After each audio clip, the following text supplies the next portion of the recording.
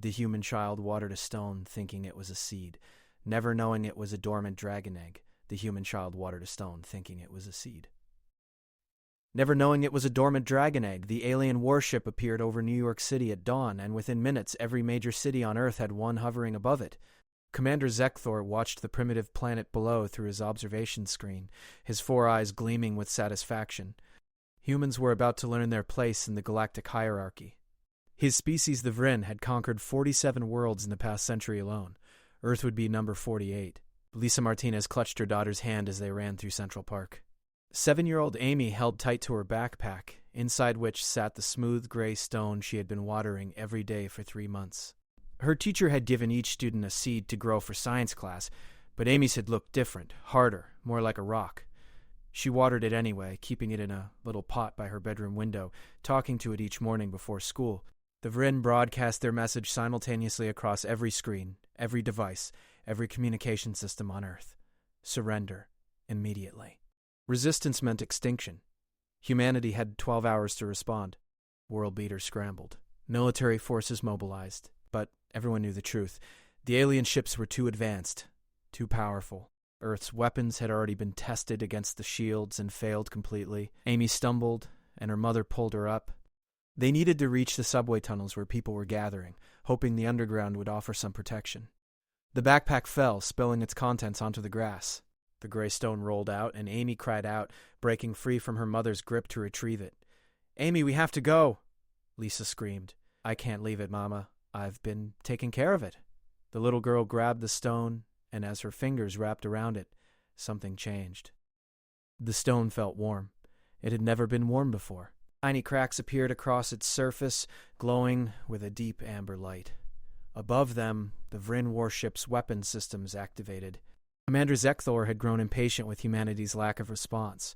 A demonstration was needed. He selected Central Park as the target. 10,000 humans gathered there, running like insects. Perfect. The stone in Amy's hands cracked further, pieces falling away to reveal something underneath. Scales, dark crimson scales that shimmered like molten metal.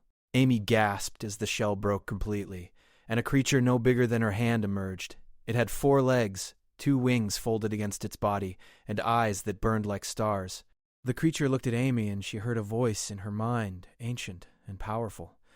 "Little one, you have awakened me with your care. You have fed me with your water and your words. I am Korvax, last of the starborn dragons, and I have slept for 3,000 years waiting for one pure of heart to call me forth." The dragon spread its wings, and suddenly it was not small anymore. It grew in seconds, expanding until it was larger than a building, its scales gleaming red and gold in the morning sun. The Vryn warship's weapons fired, a beam of concentrated plasma designed to vaporize everything in a square mile. Korvax opened his mouth and breathed, and his fire met the plasma beam in midair.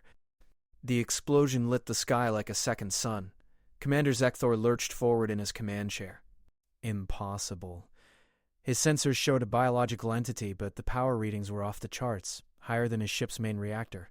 The dragon flew upward, and the Vryn commander felt something he had not experienced in decades.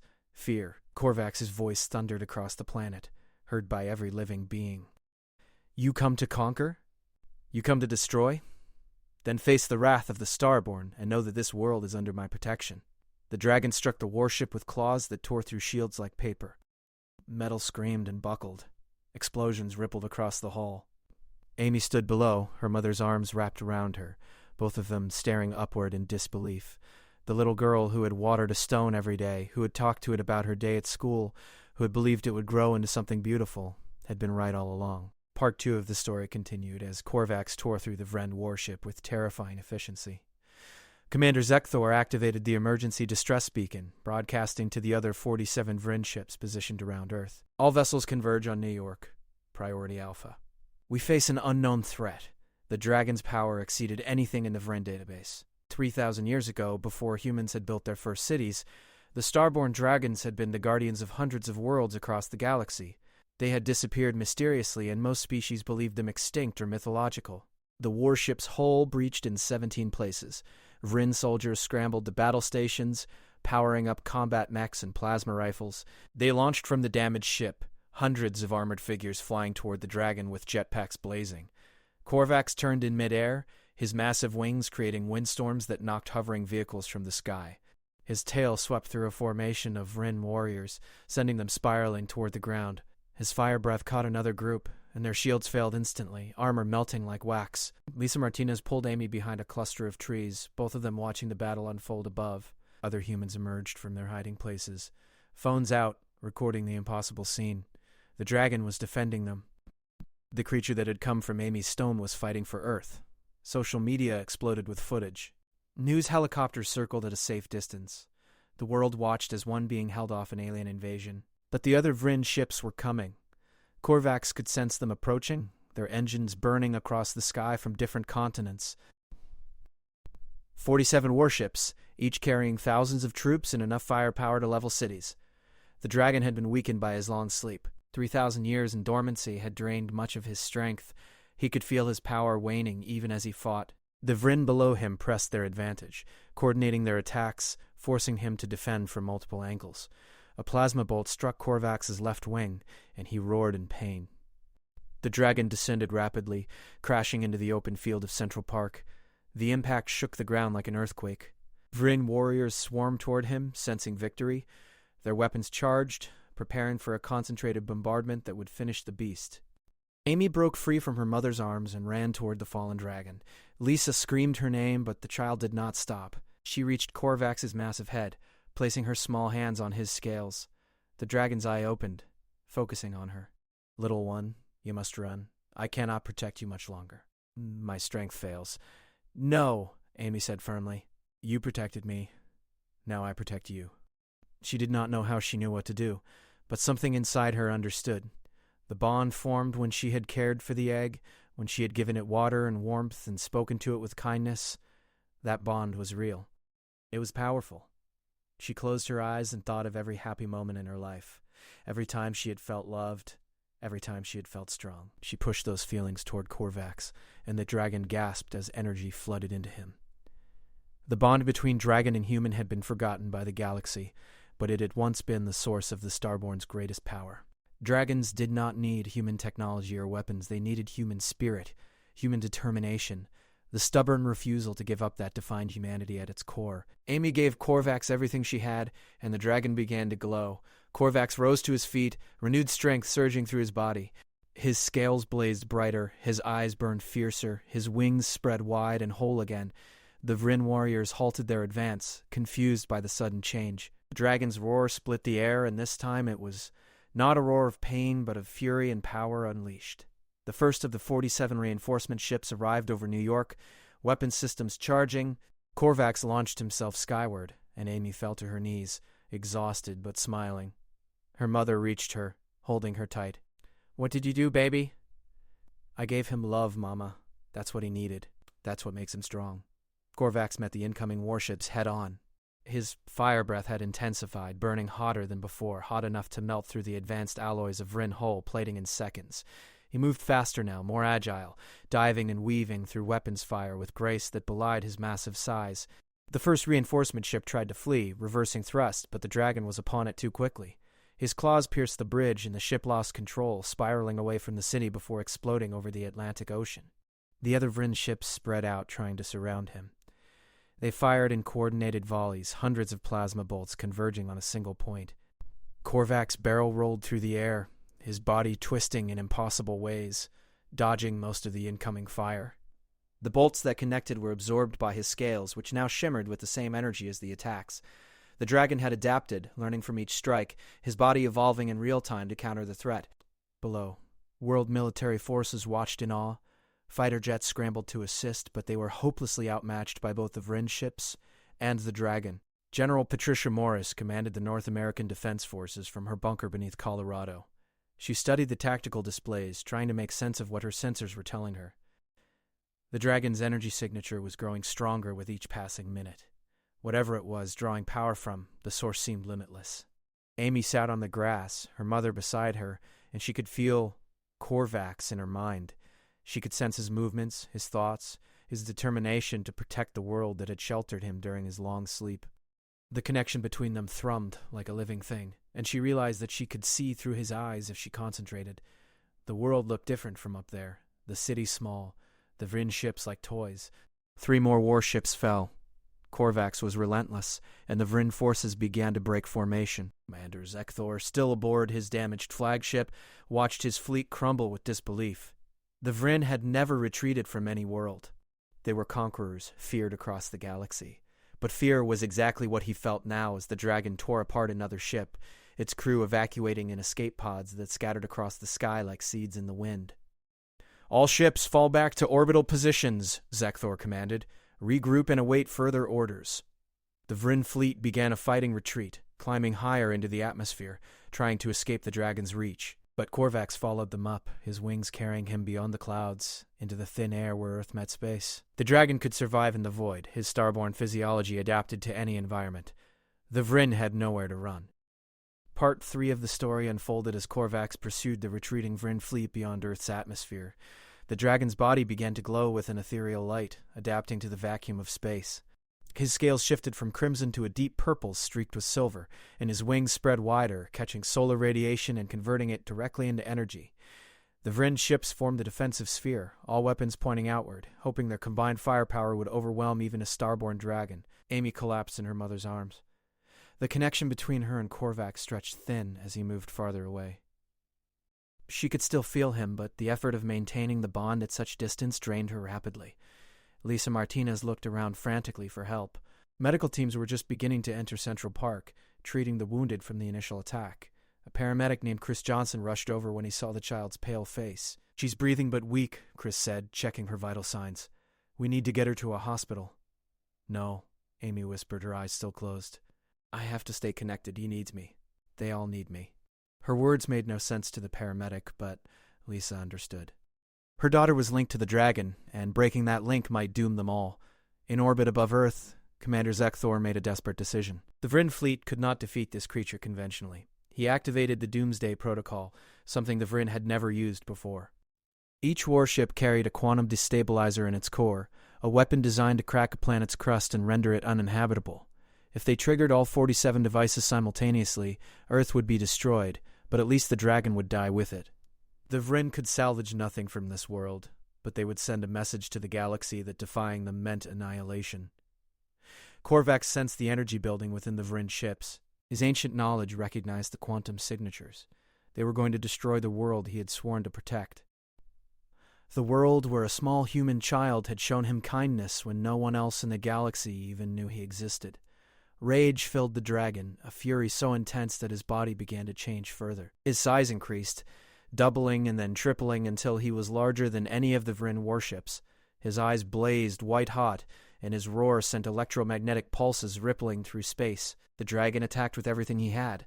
His fire breath, now superheated plasma capable of melting through starship armor in seconds, carved through 2 ships before they could react. His claws raked across another vessel's hull, exposing its interior to the vacuum. His tail smashed into a 4th ship, crumpling it like paper, but there were still 43 ships remaining and their quantum destabilizers were nearly charged.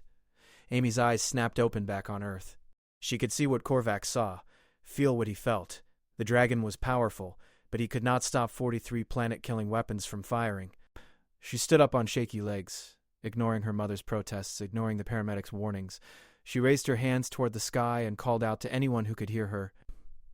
"Help him! Please, everybody, help him! Think of him.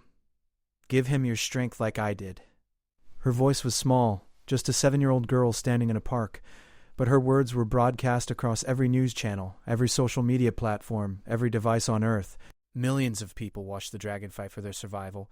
Billions saw the footage from satellites showing the battle in orbit. What happened next would be studied by scientists and philosophers for generations.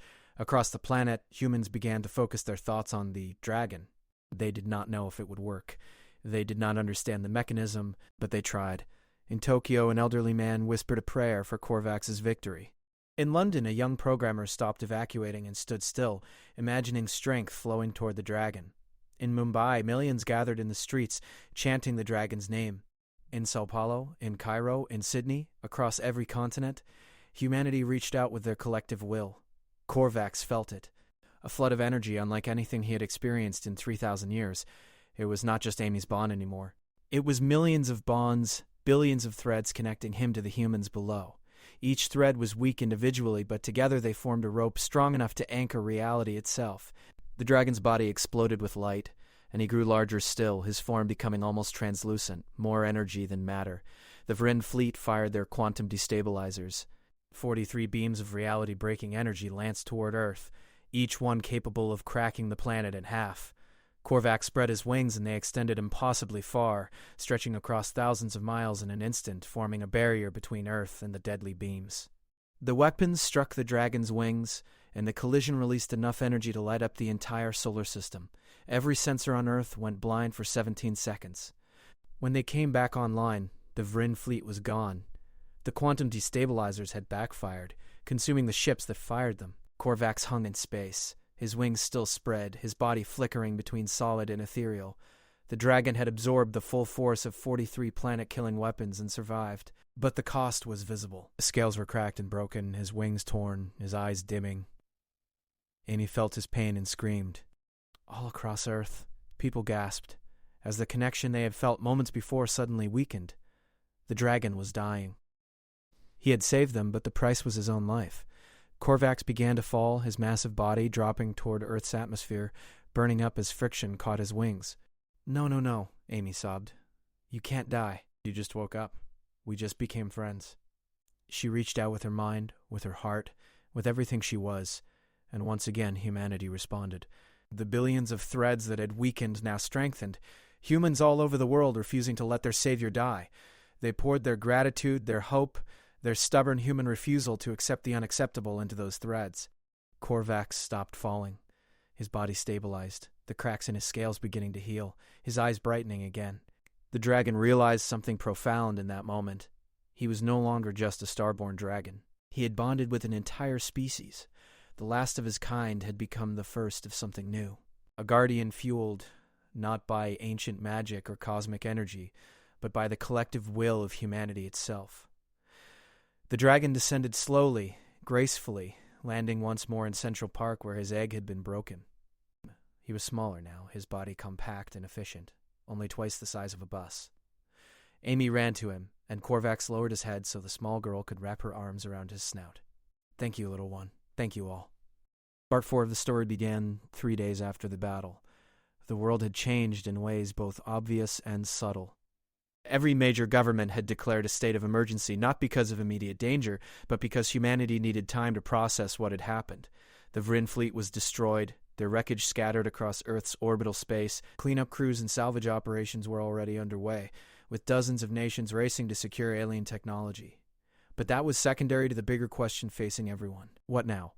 Korvax remained in Central Park, his presence causing both wonder and concern among world leaders. The dragon had saved Earth, yes, but he was still a being of immense power whose motives were not fully understood. The United Nations called an emergency session. Representatives from every nation gathered, and they invited Amy Martinez and her mother to attend. The 7-year-old girl who had watered a dragon egg thinking it was a seed had become the most important human on the planet. Amy stood at a podium far too tall for her, a stepping stool beneath her feet, and faced the assembled diplomats. She wore her favorite dress, the blue one with flowers, because her mother said it was important to look nice. Secretary General David Kim spoke first, his voice gentle but serious. Amy, can you tell us what the dragon intends to do now? Will he stay on Earth? Does he pose any danger to us? The little girl looked confused. Danger? Korvax saved us. He's nice. The simplicity of her answer made several diplomats smile, but others remained stone-faced. The Russian ambassador, Viktor Petrov, spoke next. The dragon is powerful, yes, but power without control is dangerous. How do we know he will not become a threat himself? How do we know other dragons will not come? Amy frowned. Korvax is the last one, he told me, and he only became strong because we helped him. He needs us as much as we need him. She paused, trying to find the right words. It's like he's part of us now. When everyone thought about helping him during the battle, we all connected. I could feel it. Could you feel it? Around the chamber, heads nodded slowly. Many people had reported strange sensations during the final moments of the battle, a feeling of being connected to something larger than themselves, a shared consciousness that transcended normal human experience. Scientists were still trying to explain the phenomenon. Some called it mass hysteria, others suggested quantum entanglement on a biological scale.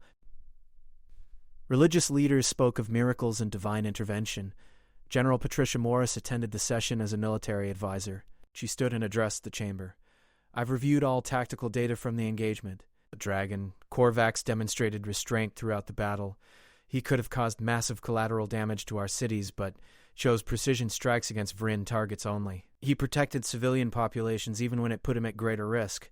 That suggests intelligence and morality, not mindless aggression. The Chinese ambassador, Lu Chen, raised a concern shared by many. But what happens when the dragon disagrees with human decisions? What if we do something he considers wrong? Will he attack us? Will he become our ruler? We fought for our independence and sovereignty. Do we now surrender that to a creature we barely understand? Amy looked directly at Ambassador Lu. Korvax doesn't want to rule anybody. He just wants to help. He's been sleeping for 3,000 years, and when he woke up, I was taking care of him. He says I reminded him why he became a guardian in the first place. Not to control people, but to protect them. She took a breath and continued. He told me that a long time ago, his people made a mistake. They became too proud. They thought they knew what was best for everyone. They tried to force peace on the galaxy, and it made them enemies instead of friends. That's why they disappeared. They learned too late that you can't protect people by controlling them. The chamber fell silent. Amy's words, spoken with a child's honesty, cut through political posturing and fear. Lisa Martinez stood beside her daughter, tears in her eyes, proud beyond measure. The little girl who loved science class and watered her seed every day had become a bridge between humanity and something ancient and powerful. Korvax's voice suddenly echoed through every speaker in the chamber, transmitted through the connection he shared with Amy. I speak now so all may hear.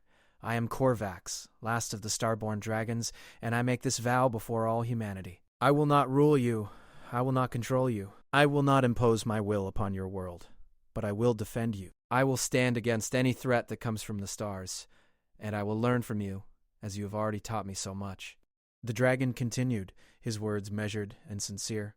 3,000 years ago, I placed myself in suspended animation because I had lost hope. My people had failed in their duty as guardians. We became tyrants instead of protectors.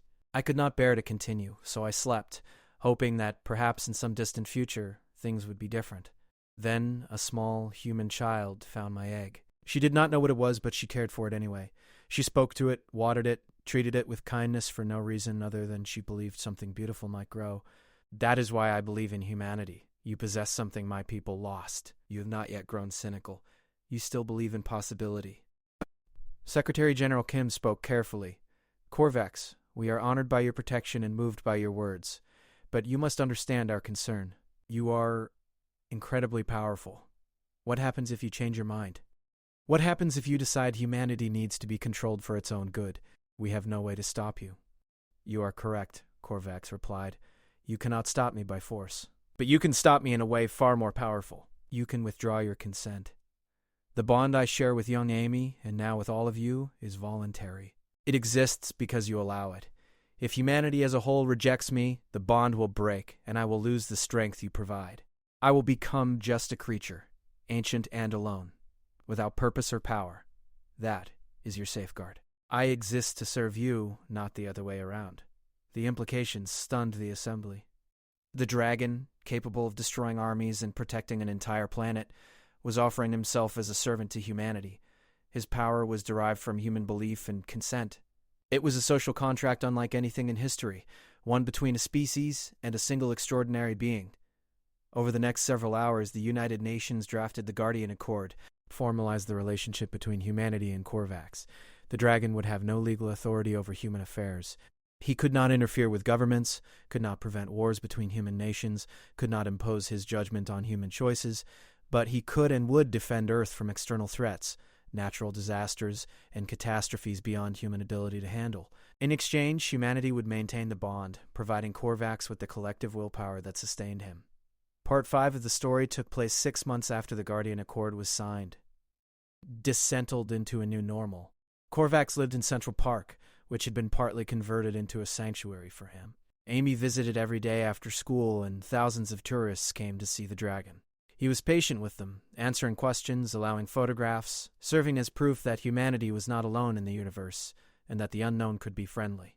The salvaged Vryn technology had revolutionized human science. Engineers reverse-engineered shield generators, propulsion systems, and energy cores. Humanity was on the verge of becoming an interstellar species, capable of reaching other star systems within years rather than centuries. Space agencies from every nation collaborated on building the first human starship, which they planned to name the Guardian in honor of Korvax. But not everyone was happy with these developments.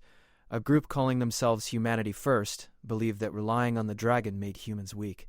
They argued that humanity should have defeated the Vryn alone, that Korvax's intervention had robbed them of a defining moment.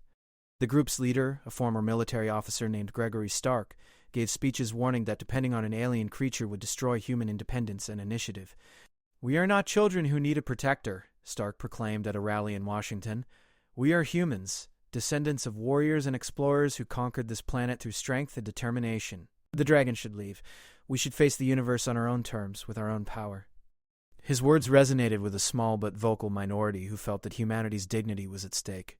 Amy watched one of Stark's speeches on television and felt troubled. She asked Korvax about it the next day while sitting on his foreleg in Central Park. "Why do some people not like you? You saved everyone." The dragon's eyes held ancient sadness. "Fear takes many forms, little one. Because I am powerful, others fear what my presence means. If I exist, if I can protect humanity, then perhaps humans are not as special as they believed. Their pride is wounded. It is not logical, but emotions rarely are." "Are you going to leave?" Amy asked, worried. "I will stay as long as humanity wishes me to stay," Korvax said. "But if the day comes when most humans want me gone, I will respect their choice. That is the promise I made." Events forced the issue sooner than anyone expected. The Vryn Empire had not forgotten Earth.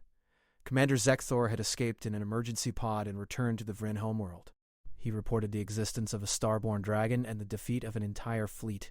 The Vryn Council responded with disbelief, then rage, then determination.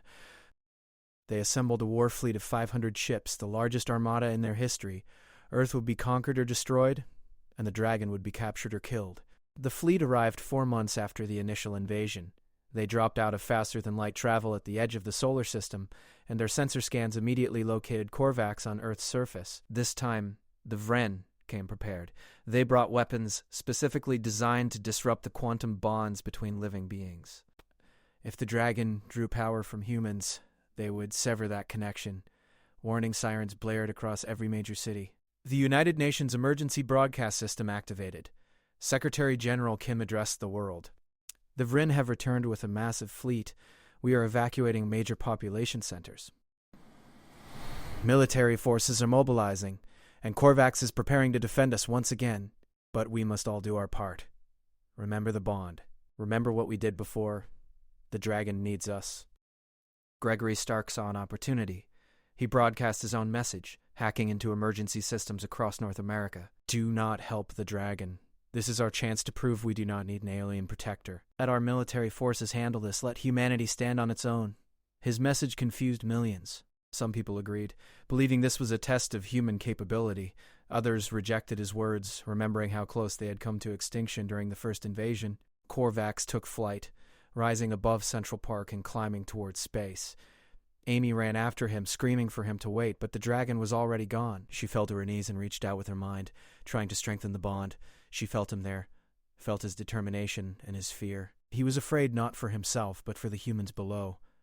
The Vryn fleet was enormous, and he did not know if he could stop them alone. The Vryn activated their quantum disruptors as soon as Korvax entered range. Invisible waves of energy swept across Earth, targeting the bonds between the dragon and humanity. Billions of people suddenly felt a severing, a disconnection from something they had barely understood they possessed. The feeling was like losing a friend, an ache in their hearts that appeared out of nowhere. Korvax stumbled in midair, his strength draining rapidly. Without the human bond, he was just one dragon against 500 warships. He was ancient and skilled, but the mathematics were impossible. The Vryn fleet spread out, forming a net around Earth, weapons charged and ready. Amy felt the bond breaking and refused to accept it. She stood in Central Park, tears streaming down her face, and shouted at the top of her lungs, "Don't give up." "He fought for us." Her voice was lost in the chaos, just one small girl among millions of panicking humans. But her mother heard. Lisa Martinez pulled out her phone and started recording her daughter. She posted it on every social media platform she could access. The video spread like wildfire. People saw Amy, the little girl who had started it all, begging them to help Korvax. The dragon who had asked for nothing except to protect them was dying in space while humans argued about pride and independence. The quantum disruptors could sever the bonds, yes, but they could not stop humans from choosing to recreate them. Across the world, people made a choice. In Beijing, millions gathered in Tiananmen Square and focused their thoughts on the dragon. In Paris, citizens climbed the Eiffel Tower and shouted Korvax's name. In Rio de Janeiro, in Lagos, in Jakarta, in cities and villages across every continent, humanity reached out. The bonds reformed, stronger than before because they were chosen consciously rather than formed in panic. Korvax's eyes blazed back to life. Day. His scales shimmered with renewed energy. The Vryn disruptors were powerful, but they could not overcome the collective will of 8 billion humans who had decided their dragon deserved their support. Gregory Stark watched from his headquarters in disbelief as his message of independence was drowned out by a wave of solidarity. The dragon attacked the Vryn fleet with fury and precision. He was no longer just defending Earth. He was defending the trust placed in him by Amy and by humanity. Ship after ship fell to his claws. His fire, his tail strikes. The Vryn tried to overwhelm him with numbers, but Korvax moved through space like he was dancing, each motion efficient and deadly. Human military forces joined the battle, their fighters enhanced with salvaged Vryn technology. Together, humans and dragon fought as one. Commander Zekthor watched his second fleet crumble and knew the Vryn Empire had made a catastrophic error. They had underestimated not the dragon, but the species he protected. Humans were stubborn. They formed bonds that logic said should not exist. They believed in ideals that made no practical sense, and that made them dangerous in ways the Vryn had never encountered. The battle lasted 6 hours. When it ended, the Vryn fleet was destroyed, and Earth remained safe. Korvax landed in Central Park, exhausted but triumphant. Amy ran to him and hugged his snout, and the dragon closed his eyes, content. Humanity had chosen him not because they had to, but because they wanted to. That made all the difference. In the years that followed, Earth reached for the stars. Human ships explored the galaxy, establishing colonies and meeting new species. Everywhere they went, Korvax accompanied them, a symbol of protection and partnership.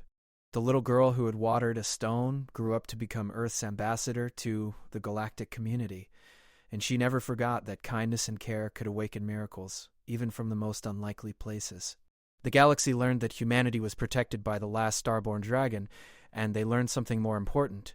They learned that humans possessed a power all their own, the power to believe in others, to form bonds that transcended logic, and to care for something simply because it needed care. That power had awakened a legend, and together, human and dragon proved that the universe held room for both ancient guardians and young dreamers, who watered stones hoping they would grow. The end.